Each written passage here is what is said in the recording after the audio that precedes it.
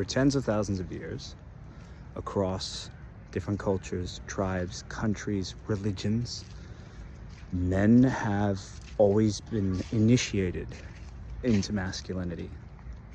It usually involves some sort of ceremony, some sort of sacrifice or feat of heroism, maybe killing a lion, building something, finding some relic, having a vision quest. I don't know. It's different in every culture. And then they come back to the village, the city, whatever, and there's some sort of ceremony involving the elder men, and they're inducted, and they make that transition from boy to man.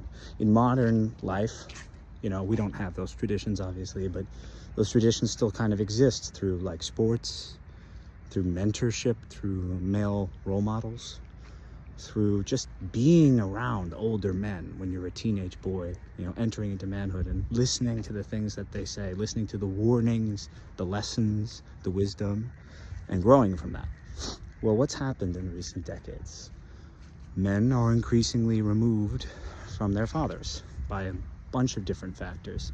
One thing is the 9-to-5 job, where dads are, for the last 50, 60 years, have been commuting to a city away from their family for most of the day, sometimes working past their defined hours, and not being with their family, and consequently not being with their sons. And their sons get their lessons on growing up from their mothers, or from their teachers at school, who are also mostly women. Now, there's nothing wrong with having women role models, but women don't know what it means to be a man and what men need to learn when they're young. A woman cannot make a boy a man. It doesn't work that way.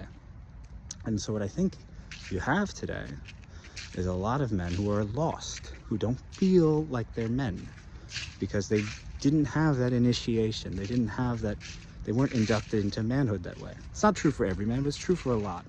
And so a lot of them struggle to cope. Some of them, they try to cope by rejecting masculinity, saying that they never were a man.